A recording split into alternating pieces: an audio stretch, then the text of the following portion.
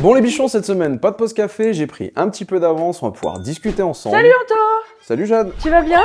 Bah écoute, ça va, ouais. Bah écoute, t'es un petit peu en retard, tu devais présenter ça pour hier, les bichons arrêtent pas de nous demander quand est-ce qu'elle sort. Ok, bon bah... Je suis bien désolée, je te souhaite une bonne journée, bon courage. Merci. Ah, ok. On va tester le meilleur ami du mécanicien, mais peut-être même aussi du charpentier, une visseuse à choc Metabo, le modèle SSW 18LTX 800BL, générique.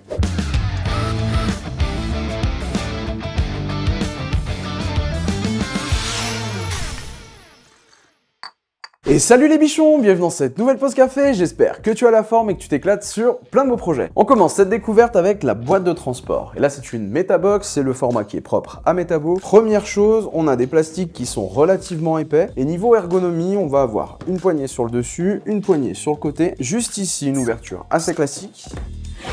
On vient tourner juste ici, elles sont verrouillées. Là, je peux partir directement sur mon chantier. Ah, on peut faire ça aussi, ça c'est plutôt cool. Là, on découvre qu'à l'intérieur, on a un aménagement avec un plastique qui est rigide et moulé à la forme de la bécane. Pas mal du tout. Bon, bah à l'intérieur, qu'est-ce qu'on trouve? Forcément, notre visseuse à choc sans fil.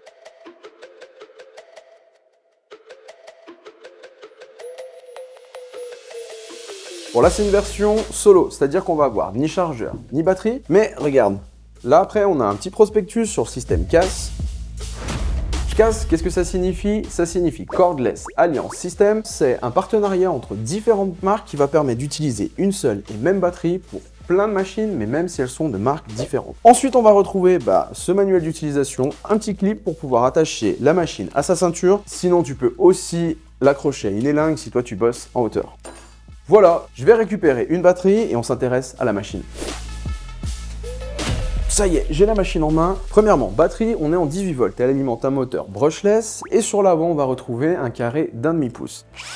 Il tourne dans ce sens. Il tourne aussi dans ce sens. Alors là, en desserrage, on va aller jusqu'à 1200 Nm et sur le serrage, on sera à 800 Nm. Sachant qu'en plus de ça, tu vas pouvoir le faire varier avec cette molette-là. Tu vas retrouver dessus 12 positions. La position 1 à 10 et ensuite, tu as une position P Power, c'est celle qui envoie un max. Et enfin, c'est celle qui va nous intéresser le plus aujourd'hui. C'est une fonction qui va permettre d'avoir deux choses. Lorsque tu vas être en phase de serrage, elle va simplement te permettre d'approcher ton écrou. Au premier choc, la machine va se couper. Le but justement, c'est de pouvoir contrôler ton couple de serrage. Sur la partie dévissage, lorsqu'elle va avoir une très faible résistance, elle va venir se couper. Pourquoi? C'est simplement pour éviter de venir perdre l'écrou. Ce qui te permet toi ensuite de réappuyer sur le bouton progressivement et de pouvoir le faire sortir tranquillement sans l'échapper.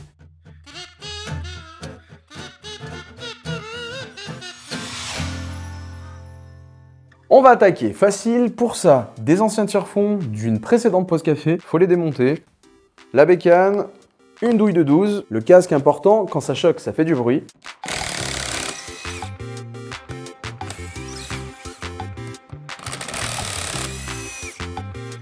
Easy.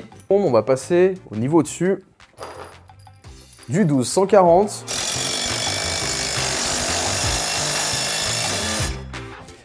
Bon, aucun doute, c'est super bien fixé. Maintenant, on va s'intéresser à la fonction d'arrêt automatique de la machine. Comment ça fonctionne? Lors du premier choc, elle vient couper la rotation.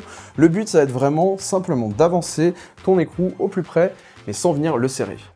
Pour cet exemple, j'avais besoin d'une douille que j'avais pas sur le kit de base. Petit conseil, si toi, il te manque une douille, tu vas pas en récupérer une sur ton kit de cliquet à la main. C'est absolument pas fait pour. La douille, elle risque déjà de s'abîmer et surtout d'exploser. Tu fais gaffe, si t'as pas, tu finis à la main, sinon, tu t'équipes. C'est le moment clé.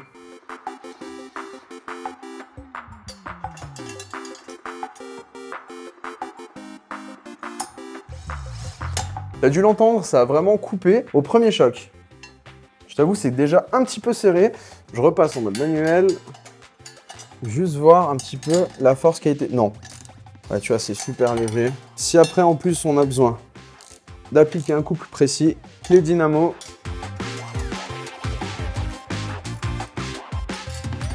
Alors là, ma config, elle est un petit peu particulière, mais si toi, tu as plein de vissages à faire de manière répétitive, franchement, la bécane, ça peut vraiment t'aider. Tu viens toutes les approcher et après, tu n'as plus qu'à terminer.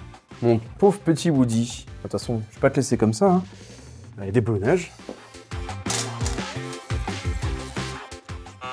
Ah bah non, c'est pas bonne douille.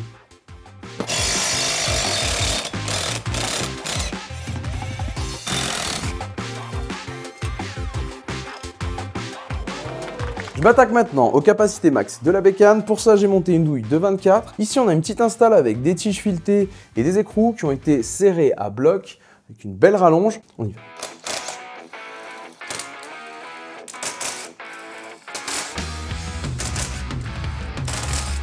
Alors j'avais laissé le mode qui nous aide à pas faire échapper les vis, bah c'est nickel parce qu'au moins c'est pas tombé, c'est top, hein, ça y va. Je sais pas si t'as vu avec quelle vitesse j'ai pu enlever tout ça, c'était vraiment bien serré. On va inverser le sens de rotation et on va même revisser.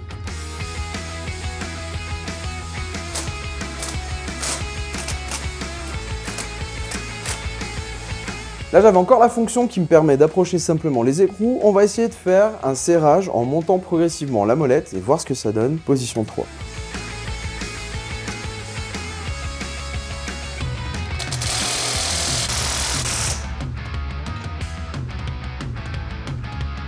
(6)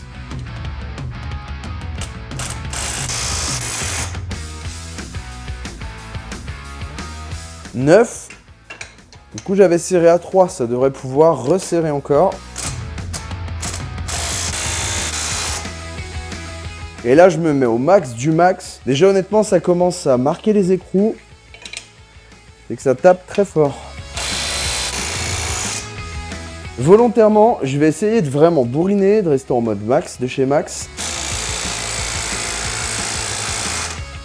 Voilà, je suis en train de me faire entraîner. Je sais pas si tu le vois ici, mais le filet, il est complètement écrasé.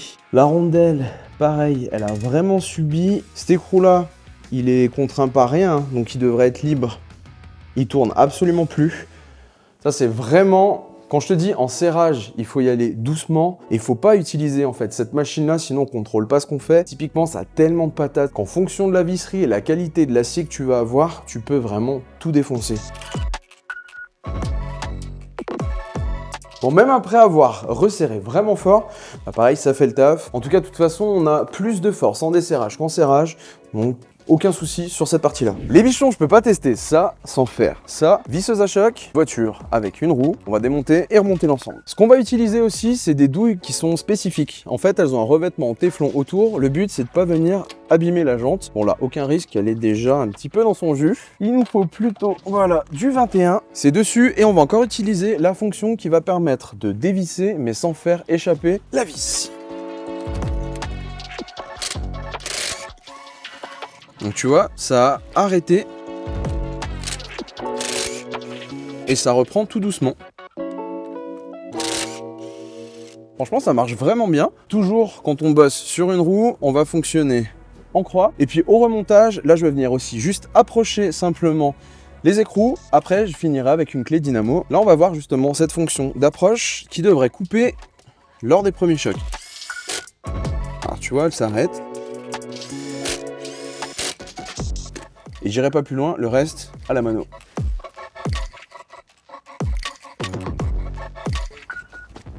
Ouais, il manquait quelques petits trucs. Bon, bilan.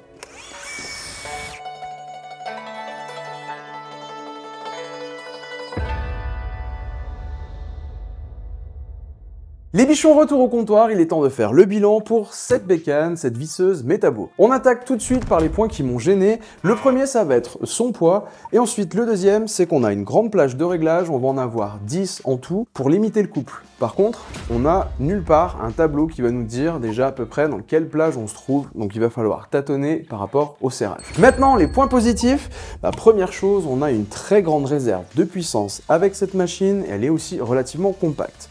Autre point, il va y avoir juste ici, ce système de batterie. Là, tu vas pouvoir l'acquérir en mode solo. Si toi, tu as déjà des machines de la marque Metabo ou même d'autres marques, vu qu'elles fonctionnent avec une batterie casse, ça va te permettre d'acquérir la machine pour un prix moindre et l'utiliser avec des batteries que tu as déjà. Enfin, dernier point, ce système d'aide au dévissage qui va empêcher d'avoir la tête de vis ou l'écrou de sortir, et à l'inverse, en mode vissage, une approche et l'arrêt de la machine dès qu'elle a commencé à choquer. C'est vraiment bien pensé, très intuitif et simple. Avec tout ça, on arrive à une note globale de 18/20. « 18 »